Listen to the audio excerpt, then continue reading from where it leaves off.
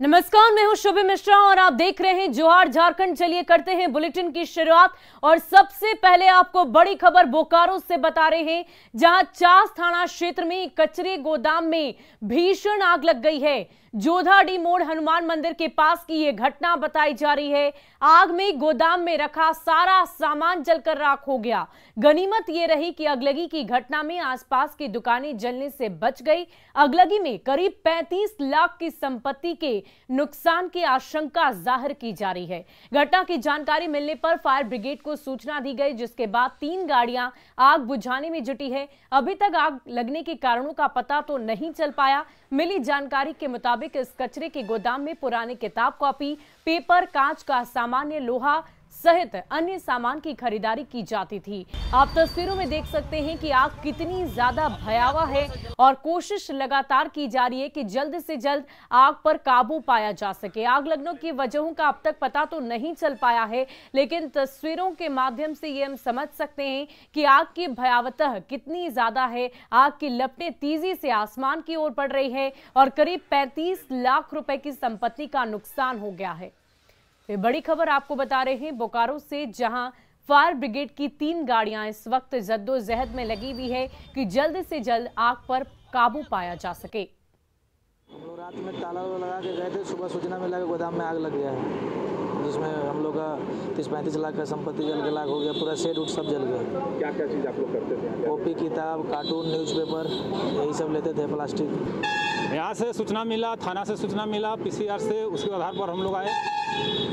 कितना क्या कैसा आग कितना आग लगी? आग क्रिटिकल आग है, भयंकर आग है। हम लोग 3 गाड़ी काम कर रहा है, आग कंट्रोल हो गया है, बुझ जाएगा। और इस पूरी खबर की अधिक जानकारी के लिए हमारे संवाददाता मृत्युंजय कुमार हमारे साथ फोन लाइन पर जुड़ चुके हैं। मृत्युंजय, क्या कुछ अपडेट है? क्या आग पर अब तक काबू पाया जा सका है? क्या आग के लगने की वजह का मालूम अब तक हो पाया है? बता दूं कि आज पहले सुबह जो है अचानक आग लगने की सूचना जो है अगल बगल के लोगों ने दुकान मालिक को दी। आग लगने के कारणों का तो पता नहीं चल पाया है, लेकिन दमकल की गाड़ियां मौके पर पहुंची है और चूंकि पूरा शेड से घेरा हुआ था, किसी तरह से कहीं से भी कोई चिंगारी घुसने का कोई चांस नहीं था। लेकिन जिस प्रकार से घटना घटी, उसका जेसीबी को बुलाया गया, क्योंकि पूरा जो अंदर का जो कबाड़ खाना है उसमें किताब, कॉपी सहित अन्य जो है प्लास्टिक सही रखा हुआ था, उसको तोड़कर अंदर फायर ब्रिगेड की गाड़ियां आग बुझाने में लगी हुई है। हालांकि जो कागज हैं, जो गत्ते हैं, उसमें आग लगी है, इसीलिए जैसे ही उसको उठाया जा रहा है उसमें आग पकड़ ले रहा है। उससे ही हम कह सकते हैं कि थोड़ी देर में आग पर काबू पा लिया जाएगा। लेकिन जिस प्रकार से घटना घटी है, अगल बगल में जितनी दुकानें थी, चाहे टायर की चाहे मोबाइल की, वे दुकानें जरूर जलने से बच गई है। एक बड़ी घटना जो होते होते है वो कम से कम रुकी है। जी, बहुत बहुत शुक्रिया हमारे साथ जुड़ने के लिए, तमाम जानकारी के लिए। और गुमला से आपको बड़ी खबर बता रहे हैं। गुमला के बसुआ अंबा टोली में तनाव के हालात हैं। रेप के आरोपी को जिंदा जलाया गया था। गांव में इस वक्त पुलिस कैंप कर रही है और पुलिस सुरक्षा में मृतक का अंतिम संस्कार कराया गया। गांव में शव पहुंचने पर नाराज लोग दिख रहे हैं और पुलिस ने इस पूरी हालात को काबू में करने की कोशिश की है। ये तस्वीरें आप देख सकते हैं किस प्रकार दुष्कर्म के आरोपी को जिंदा जलाया गया, उसकी मौत हो गई है और इस वक्त पूरे गांव में तनावपूर्ण माहौल है और पुलिस की तरफ से इस हालात को काबू में करने की कोशिश की जा रही है।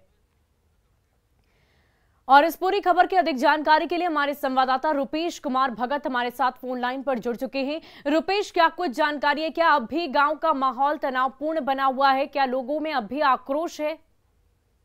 जी, आपको बता दें कि कल देर शाम जो मृतक सुनील उरांव था, उसका शव रांची से गुमला लाया गया था, उसके गांव में अंबाटोली में।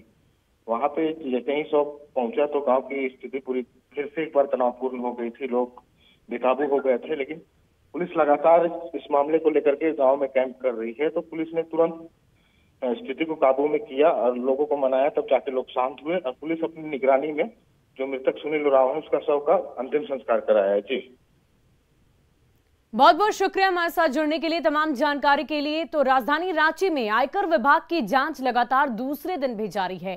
कांके रोड स्थित पुनीत पोद्दार और पंकज पोद्दार के निर्माणाधीन आवास पर लगातार दूसरे दिन भी आयकर विभाग की जांच चल रही है। आईटी की टीम आवास से हर एक कमरे को खंगालने में जुटी है। सूत्रों से मिली जानकारी के अनुसार आयकर विभाग की टीम के साथ सीएफएसएल की टीम भी इलेक्ट्रॉनिक गैजेट्स की जांच के लिए आई। कांके रोड में पुनीत पोद्दार और पंकज पोद्दार के निर्माणाधीन आवास से मामले को लेकर अधिक जानकारी दे रही है रांची संवाददाता कोमल बहल। तो राजधानी रांची में लगातार दूसरे दिन भी आयकर विभाग की छापेमारी चल रही है और जिस तरह से पिछले एक महीने से हम देख रहे हैं, चाहे वो ईडी की बात हो या आयकर विभाग की बात हो, लगातार केंद्रीय एजेंसियों का स्वच्छता अभियान जो है वो झारखंड में और रांची में, खास तौर पर राजधानी रांची में जारी है। तो साथ ही साथ आपको बता दें कि आयकर विभाग की टीम को ये जानकारी मिली थी कि कई सफेदपोश राजनेता, ब्यूरोक्रेट और बिचौलिया जो है वो अपने काले धन को सफेद करने में लगे हुए हैं और इसी जानकारी के आधार पर आयकर विभाग की टीम ने एक साथ लगभग 100 से ज्यादा गाड़ियों के साथ लगभग 2 दर्जन ठिकानों पर छापेमारी की है। और छापेमारी के दरमियान हमारे सूत्र जो हमें बता रहे हैं कि आयकर विभाग की टीम को कई सारे इलेक्ट्रॉनिक गैजेट्स भी मिले हैं, साथ ही साथ कई डायरी भी जो है आयकर विभाग के हाथ लगी और कई पैसे के लेन देन की एंट्री की डायरी और डॉक्यूमेंट्स जो है वो आयकर विभाग के हाथ लगी है, जिसकी जांच जो है CFSL की टीम कर रही है। तो ऐसे में एक बार फिर से लगातार दूसरे दिन भी आयकर विभाग की छापेमारी जो है वो काके रोड में जारी है। तो ऐसे में देखना होगा कि जब आयकर विभाग की ये छापेमारी पूरी होती है तो उनके हाथ क्या कुछ आता है और इस जांच के दौरान कितने सफेदपोश लोगों के नाम जो है वो सामने आते हैं और आखिर किन के काले धन को सफेद किया जा रहा था और इस जांच की जद में कौन कौन आते हैं। कैमरा पर्सन संजीव तिवारी के साथ कोमल बहल, न्यूज़ 18 रांची। और देखिए, इसी बीच आरजेडी सुप्रीमो लालू प्रसाद से जुड़ी बड़ी खबर आपको बता रहे हैं। लालू के पासपोर्ट मामले में सुनवाई टल गई है। पासपोर्ट मामले में अब अगली तारीख 14 जून की मुकर्रर की गई है, उसी दिन सुनवाई होगी। सीबीआई कोर्ट ने 14 जून का समय दिया है। पासपोर्ट रिन्यूअल के लिए लालू प्रसाद की ओर से अपील की गई थी। दरअसल उन्हें इलाज के लिए विदेश जाना था और इसी की तैयारी आरजेडी सुप्रीमो कर रहे हैं। सीबीआई कोर्ट में उनका पासपोर्ट जमा है। कोशिश ये है कि जल्द से जल्द पासपोर्ट को निकलवाया जाए, उसका रिन्यूअल कराया जाए ताकि वो इलाज के लिए विदेश जा सके। लेकिन इस पूरे मामले को लेकर 14 जून को अब अगली सुनवाई की जाएगी। वहीं मुख्यमंत्री हेमंत सोरेन को खदान लीज आवंटित करने के मामले में झारखंड हाईकोर्ट में आज सुनवाई है। इसके साथ ही उनके भाई बसंत सोरेन के करीबियों की ओर से शेल कंपनियों में निवेश किए जाने के मामले में भी सुनवाई होगी। Chief justice doctor Ravi Ranjan और जस्टिस SN प्रसाद की कोर्ट में ये मामला लिस्टेड है। इसके साथ ही खूंटी में हुए मनरेगा घोटाले मामले की भी आज सुनवाई होगी। आपको बता दें कि 3 जून को चीफ जस्टिस की बेंच ने सीएम को लीज आवंटन और शेल कंपनियों में निवेश से जुड़ी याचिका को मेंटेनेबल माना था।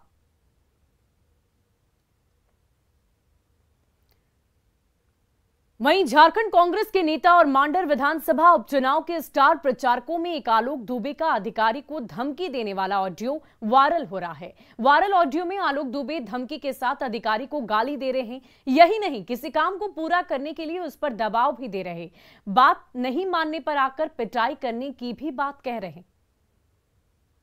झारखंड में पैदा लिया लूटने के लिए,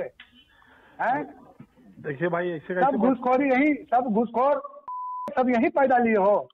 अरे यहाँ होलसेल शुरू ही नहीं हुआ तो कैसे करे होलसेल सेगमेंट? तुमको मंत्री फोन कर रहा है तो तेरा चर्बी चढ़ जाता है बे। नहीं, देखिए आप ऐसे कैसे बात कर रहे भाई? तुम है क्या जो किससे कैसे बात करेंगे? तुम सामने रहे तो समाचार से बात करते तुमसे। हम आते तुम्हारे ऑफिस में ठोकने के लिए तुमको। अरे ये तो भाई गलत बात। अब होलसेल शुरू ही नहीं हुआ तो कैसे हम लोग होलसेल शुरू नहीं हुआ? रिटेल होलसेल शुरू नहीं हुआ, बात ही नहीं समझ रहे हो तो बोल रहे होलसेल शुरू होगा तब ना। कब शुरू होगा होलसेल? होलसेल का तैयारी चल रहा है, जैसे शुरू होगा तब उसको सप्लाई शुरू होगा। होलसेल सेगमेंट अभी शुरू ही नहीं, उतना उत्पादन ही नहीं कर। आदमी तुमको बात से बोल रहा तो समझ में नहीं आ रहा।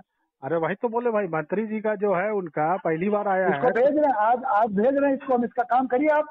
अरे तो होलसेल शुरू होगा तब ना, आप सब बात नहीं सर। होलसेल कंपनी एक्ट में गया है, होलसेल का रजिस्ट्रेशन ही सब होगा, होलसेल उत्पादन शुरू होगा तो सप्लाई किसी को नहीं कर पा रहे हैं ना अभी। बात होलसेल अभी सिर्फ रिटेल चल रहा है।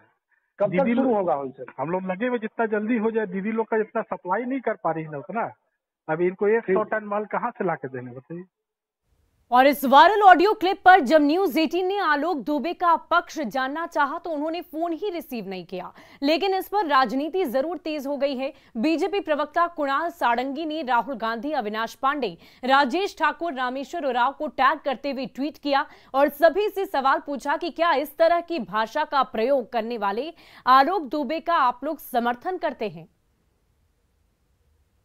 रूप से पदाधिकारियों की जिम्मेदारी होती है राज्य सरकार के प्रति, लेकिन किसी भी कीमत पर इस तरह की भाषा का उपयोग को बर्दाश्त नहीं किया जा सकता है। और आखिर वो कौन सा नियम है जिस नियम का पालन नहीं करने का दबाव वो पदाधिकारी पर बना रहे थे, जबकि पदाधिकारी बार बार ये कह रहा है कि होलसेल का जो अप्रूवल है उसके लिए फाइल गई हुई है, जैसे ही अप्रूवल आएगा हम लोग उस मात्रा में हम लोग प्रोड्यूस कर पाएंगे और जो रिक्वायरमेंट है अंडे की वो हम तभी केटर कर पाएंगे। वो स्पष्ट तरीके से कह रहा है। उसके बावजूद मंत्री पद का धौंस दिखाना, आखिर कौन से मंत्री का वो धौंस दिखा रहे हैं और मंत्रियों की स्थिति किससे छुपी हुई है।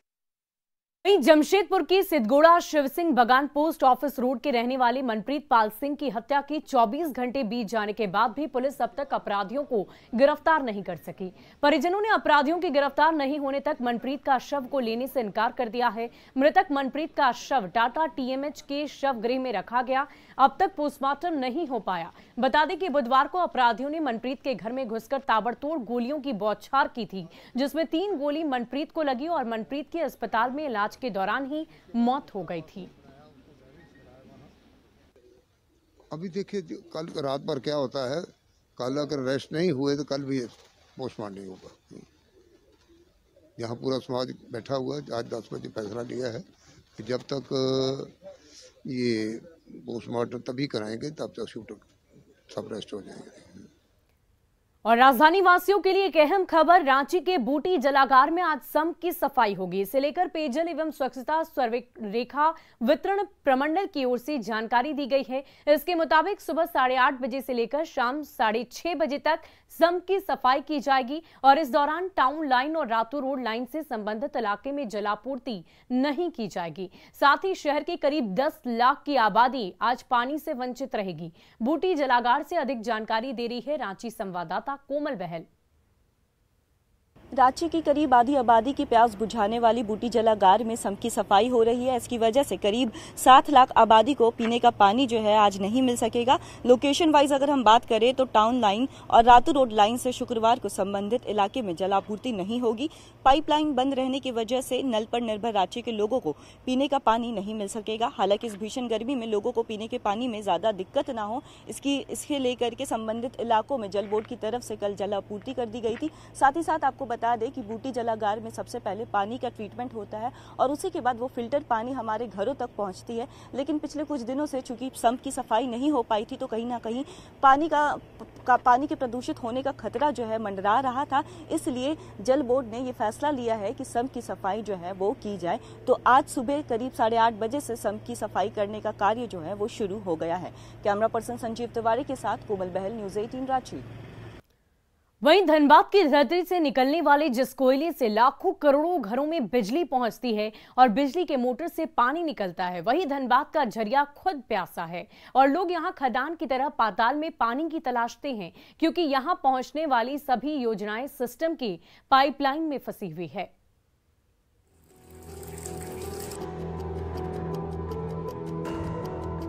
कहते हैं जल ही जीवन है, लेकिन यहाँ जल की खोज में पूरा जीवन ही बीता जा रहा है। पीने के 2 घूंट पानी के लिए जद्दोजहद की ये तस्वीर धनबाद के झरिया की है।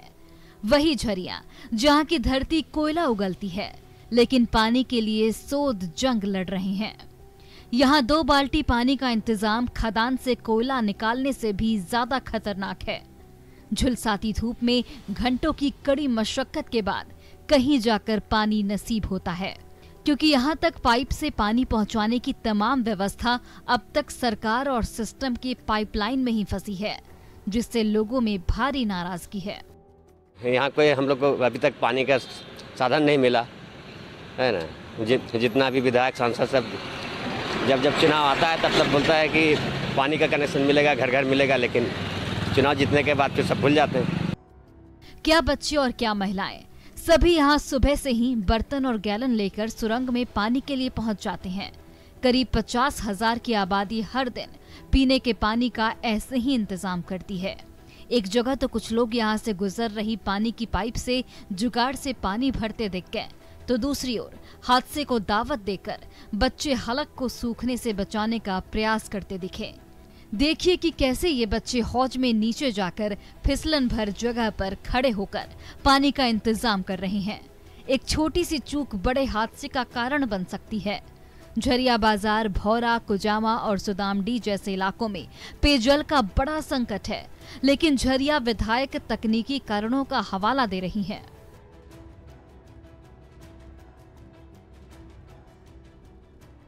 पहले का जो इंफ्रास्ट्रक्चर है वो इतना खराब है। फिलहाल आप देख रहे होंगे कि जगह जगह पाइप बिछाने का काम जो है शुरू हो चुका है। विशेष करके जो हमारी झरिया सिंदरी मेन सड़क है वो इस कारण से ही डिलेड हो रही है क्योंकि उसके नीचे जो है पाइप बिछाने का काम हो रहा है, और चूंकि वो NH में ट्रांसफर हो गया, नेशनल हाईवे हो गया है, तो एक बार अगर उसको तोड़ दिया जाएगा तो दोबारा बनाना मुश्किल है, इसलिए थोड़ा सा डिले हो रहा है। दोनों तरफ से परेशानी हो रही है लोगों की, लेकिन आने वाले 6-7 महीने में वो भी लोगों को नहीं मिलेगा। बहरहाल जब काम पूरा होगा तब लोगों को पानी मिलेगा। फिलहाल झरिया जल संकट से जूझ रहा है और भीषण गर्मी में बूंद बूंद पानी के लिए परेशान है। संजय गुप्ता, न्यूज़ 18, धनबाद। वहीं झारखंड की संस्कृति और सभ्यता से जुड़ी एक नई योजना का आगाज बहुत जल्द होने जा रहा है। ये योजना मुख्यमंत्री हेमंत सोरेन की सोच का नतीजा है। बहुत जल्द राज्य की हेमंत सोरेन सरकार मांदर और नगाड़ा को लेकर नई योजना की शुरुआत करने जा रही है, जिसको लेकर कला, संस्कृति और खेलकूद विभाग ने काम करना भी शुरू कर दिया।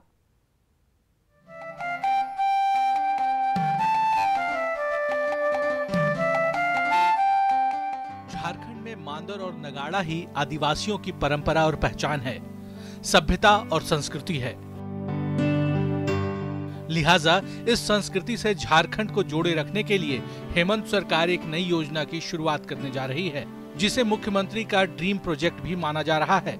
ये योजना पूरी तरह से आदिवासी समाज और संस्कृति को समर्पित होगा, जिसके तहत राज्य के हर आदिवासी परिवार को सरकार मांदर और नगाड़ा मुफ्त देगी। गांव में भी तो हमारे यहाँ स्वागत करने वाली बच्चियां हैं, इनको भी जो ये बजाते हैं मांदर नगाड़ा, आखिर ये भी तो बाजार से खरीदना पड़ता है, इसका भी पैसा लगता है। अब उसके लिए भी आपको पैसे देने की जरूरत नहीं पड़ेगी, ये भी अब सरकार आप घर घर में पहुंचाने का काम करेगी। ये योजना बनाने की हमने तैयारी की। झारखंड में बोलना ही संगीत और चलना ही नृत्य कहा जाता है। पद्मश्री डॉक्टर रामदयाल मुंडा ने इस संदेश के साथ देश दुनिया में झारखंड को स्थापित किया था, लेकिन हाल के दिनों में हॉलीवुड, बॉलीवुड और झंकार म्यूजिक ने युवाओं को भले ही अपनी ओर आकर्षित किया हो, पर झारखंड के वाद्य यंत्र की अपनी एक अलग ही मिठास है। आपको जानकर हैरानी होगी कि झारखंड में 100 से ज्यादा वाद्य यंत्र हैं। राज्य के मुख्यमंत्री खुद झारखंड की पहचान को नए मुकाम तक पहुंचाने की योजना बना रहे हैं। मिनेसोटा यूनिवर्सिटी से रामदयाल मुंडा पढ़ा के आ रहे हैं और गले में नगाड़ा टांग के वो रोड पर निकल रहे हैं, तो उसमें बड़ा आश्चर्य लोगों को लगता था कि अरे क्या कर रहे हैं। लेकिन आज उसी सरहुल जुलूस में देखिए कि लाखों की भीड़ उमड़ती है।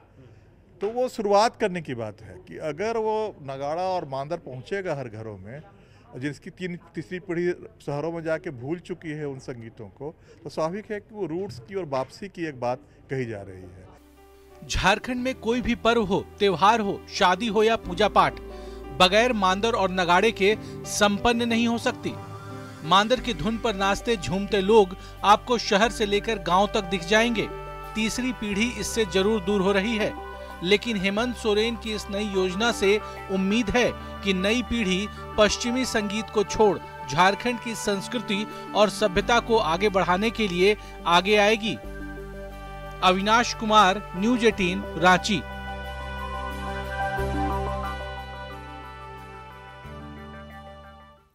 और फिलहाल के लिए इस बुलेटिन में इतना ही, लेकिन न्यूज़ 18 बिहार झारखंड पर खबरों का सिलसिला लगातार जारी रहेगा।